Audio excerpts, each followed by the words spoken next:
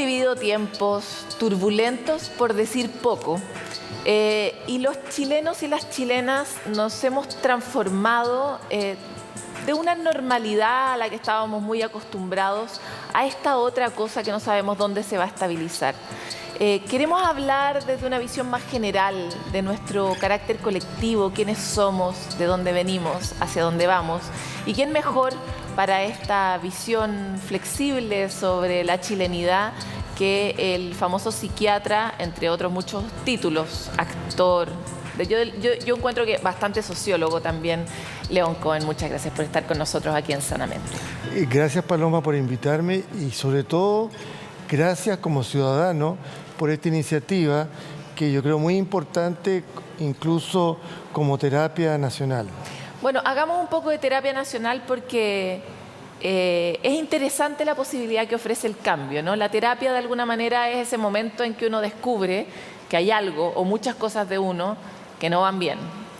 Le produce miedo, le produce incertidumbre, pero sabe que tiene que cambiar hacia otro lugar y va a una terapia e inicia un nuevo camino. ¿Podríamos decir que estamos en ese momento como sociedad chilena?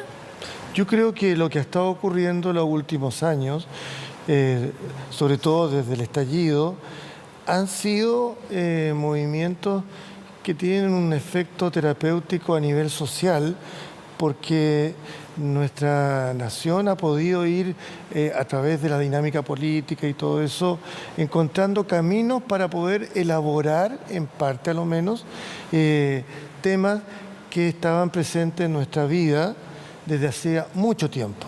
Es muy interesante lo que plantea, sobre todo desde el punto de vista de empezar a mirar cosas. Es algo que pasa mucho en la terapia, mirar cosas que no habíamos visto sobre nosotros.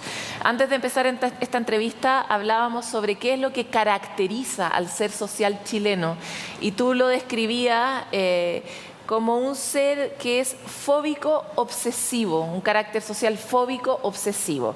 ¿Por qué? La mayoría de nosotros no entendemos bien qué significa eso. ¿Por qué los chilenos seríamos en colectivo de alguna manera fóbicos y obsesivos? Por supuesto que es muy gratuito y poco riguroso de mi parte hacer una especie de diagnóstico a una colectividad nacional. Pero en términos generales, sin que eso cubra a todas las multiculturalidades de nuestro país, sobre todo en las grandes urbes, podemos hablar de una cierta personalidad con características fóbico-obsesivas, que significa cosas que a lo mejor van a reconocer ustedes. Por ejemplo, esa cierta timidez que tenemos los chilenos, que se traduce a veces en discreción, en una cierta tendencia más bien a la poca expresividad, ¿cierto?, al control emocional, a la formalidad, a una cierta rutina y un cierto sometimiento de repente frente a la autoridad, un control a veces como desmesurado de la agresividad, que son características que son propias de la dimensión obsesiva y que tienen que ver con dinámicas evitativas que son características de los fenómenos fóbicos. A ver, entremos un poco en la primera descripción, lo que decía que está relacionado con la línea más obsesiva. Me acuerdo de esta rutina famosa del Festival de Viña, de este argentino que decía que los chilenos lo pensábamos pero no lo decíamos. ¿Es eso obsesivo? Contenido. Sí, el control tanto emocional como de ideas tiene mucha relación con nuestra forma de ser, a diferencia de nuestros hermanos argentinos, que son muy diferentes a nosotros. Nosotros nos encantan, nos entretienen, porque esa capacidad que tiene cuando uno visita Buenos Aires, por ejemplo, desde el taxista hasta el intelectual. De expresarse. De expresarse, tanto en cuanto a las ideas como a las emociones. Y de una forma muy horizontal. Y ahí quisiera ir a otra descripción que hacías, que tenía, decías este sometimiento, como que como sociedad nos hemos acostumbrado durante un largo tiempo al sometimiento. ¿De dónde crees que viene eso y qué impacto tiene, en particular, en cómo nos sentimos los chilenos? Sí, mi impresión como ciudadano informado es de que mantenemos desde hace mucho tiempo una especie de dinámica social decimonónica, es decir, más propia de la época de la oligarquía, digamos, campesina. Como feudal. La relación del patrón con el campesino, ¿cierto? En nuestra vida. Y que eso se ha prolongado en lo sustancial, incluso hasta no hace mucho, a pesar de tener nuestros teléfonos inteligentes, a pesar de los cambios en las variables sociales y económicas que hemos tenido después de la concertación. Sin embargo, los cambios culturales han quedado atrás. Los cambios, digamos, de esto que estamos hablando. El rasgo del carácter, claro, de cómo nos relacionamos entre nosotros. Se congeló en una cuestión medio patronal. Y ojo de que en el mundo obsesivo se da por un lado el sometimiento, pero también se da lo que se llama la formación reactiva, que significa actuar de una manera exactamente opuesta, de una manera forzada, y eso significa que de repente se produce una especie de personaje forzado, sobreactuado, agresivo. Ya, eso es interesante porque parte de lo que tú planteabas de esta timidez, de esto de implotar en el fondo, dejarse todo adentro, no se condice con el nivel de agresividad que sentimos los chilenos todos los días. Yo creo que ya es un diagnóstico totalmente transversal, mucho más dado por la experiencia que por los estudios, que en el trabajo, en el colegio, en la calle, en la micro, el nivel de agresividad es muy alto. Eso correspondería más a qué tipo de carácter que tú planteas y por qué estamos tan violentos, por qué tan agresivos. Sí, yo creo que esto que estamos hablando de esta manera, que yo lo estoy diciendo, estas defensas obsesivas, este control emocional, desde hace años de a poco se ha ido como desajustando, se ha ido como perdiendo su fuerza, y eso implica de que comienzan a aparecer, a explotar, tanto en el plano de las ideas como en el plano emocional, manifestaciones emocionales como es la agresión.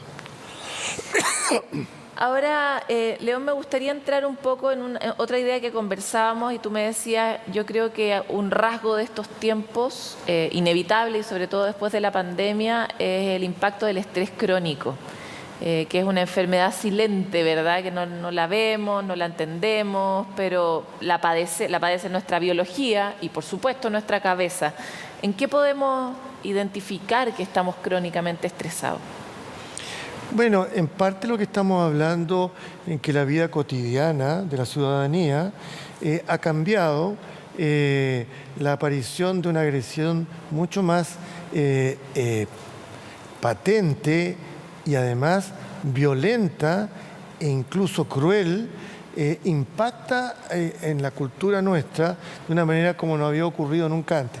Hemos tenido, por supuesto, en nuestra historia, como el golpe de Estado, por ejemplo, o lo que ocurrió durante la dictadura, momentos en los cuales han habido apariciones de mucha crueldad, pero siempre son como situaciones PIC o cosas sordas que no involucran a toda la población.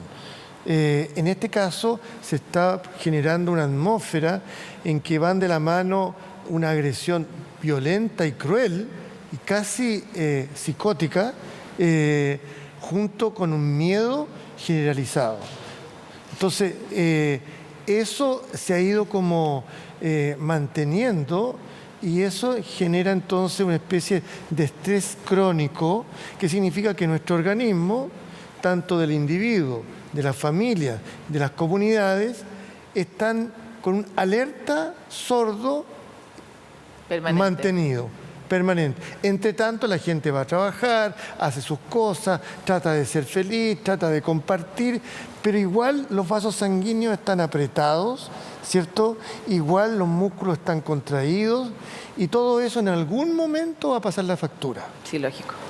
Ahora, quisiera entrar en otro punto antes de hablar de la factura, que tiene que ver con esta descripción que hacías histórica en nuestro rasgo de carácter nacional de acostumbrar a una agresión sorda, le dijiste tú, en la casa o en el trabajo. ¿Cómo son esas agresiones sordas en el trabajo o en la casa? Ayúdanos a mirarlas. Representa el sometimiento a relaciones laborales, por ejemplo, en empresas, instituciones de todo tipo, en las cuales la autoridad, al estilo decimonónico, se comporta de una manera prepotente, despreciativa y arrogante, cosa que empezó a adquirir una forma inusualmente grosera a partir de los años 80, con todo este desate neoliberal. Y eso genera entonces que la vida en las oficinas, sobre todo para la gente que trabaja en los sectores gerenciales o medios, más que con los obreros mismos, hace de que la vida laboral se torne entonces con un estrés permanente, crónico. Y como no se puede como luchar contra la autoridad porque significa el despido, por ejemplo, entonces eso va generando una especie de patología psicosomática que va pasando la factura. Lógico. Ahora, algo que hablábamos también antes de empezar esta entrevista era de qué manera, siguiendo tal vez con la analogía de la terapia, el estallido social fue ese momento en que uno dice, chuta, tal vez no estoy bien, tal vez necesito ayuda.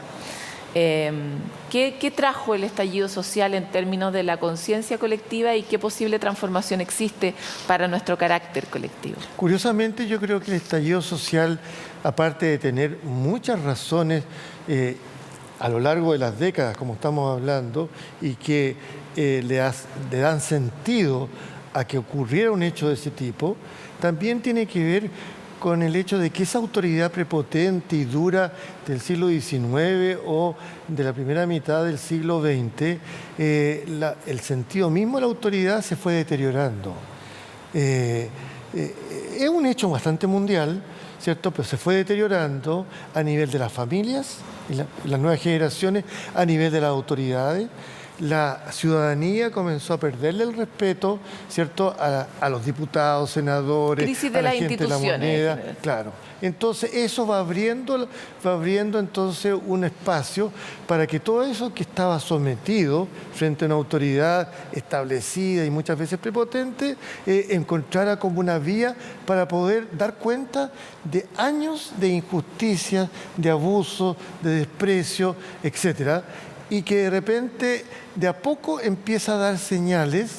Yo creo que las señales tuvieron que ver con las manifestaciones estudiantiles y con el hecho de que la autoridad no hacía nada, se producía una impunidad y eso entonces generó una especie de bola de nieve que finalmente se transformó en algo, primero, extraordinariamente violento, porque es una evacuación de algo que estaba ahí como guardado hace mucho retenido, tiempo.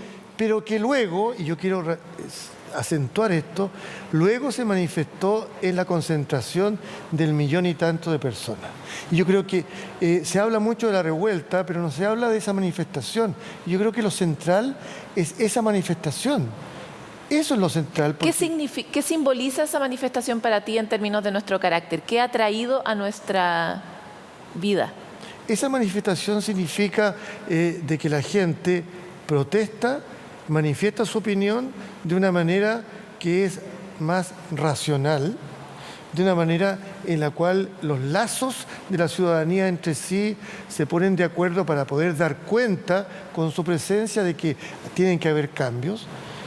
Y que se centra en eso y no en la destrucción que inevitablemente empieza a contaminarse con la psicopatía, la delincuencia y con cosas que difieren, que se alejan del propósito, digamos, de poder producir cambio en la sociedad. León, me queda un minuto, pero quisiera ver desde el punto de vista terapéutico nacional, esa manifestación abre un camino distinto de nuestro carácter fóbico obsesivo, o sea, en el fondo, hacia qué carácter podríamos estar transitando a propósito de ese quiebre que no sabemos dónde va a terminar. Bueno, para alguien o para una comunidad que tiene estos miedos y este control emocional, el ser capaz de abrirse a pensar y a conectarse con sus emociones sin tanto miedo, eso abre la posibilidad de un cambio que no es ni destructivo ni tampoco que es autodestructivo en el sentido de dejar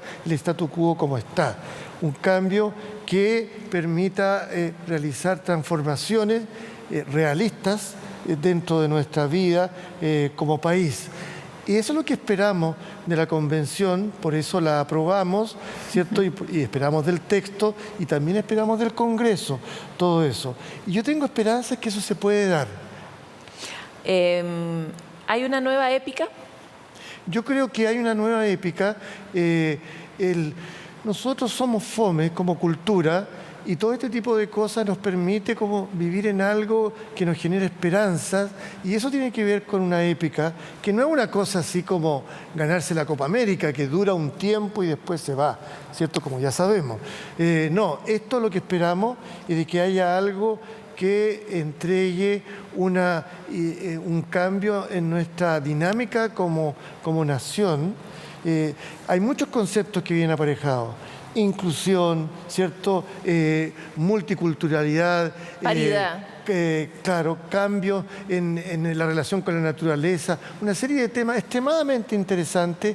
Y yo lo que espero es que las expectativas grandiosas, por un lado, ¿cierto?, no lo arruinen todo esto, y que por otro lado siempre aquellas instancias que tienden como a evitar el cambio tampoco lo arruinen, y podamos abrirnos entonces en los próximos años a un Chile progresivamente diferente en cosas muy importantes. Desde ya, la existencia, que tengamos un presidente joven, inteligente, culto y capaz de poder relacionarnos con los poderes internacionales sin que nos dé vergüenza, es un paso adelante.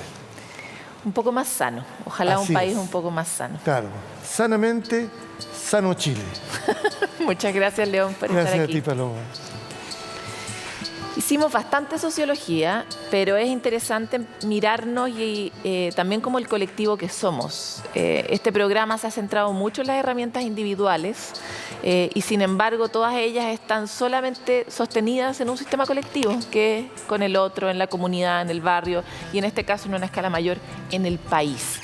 ¿Hacia dónde queremos que se transforme nuestro carácter personal como país? Es una de las preguntas que nos podríamos hacer. ¿Cómo queremos ser los chilenos más que cómo somos?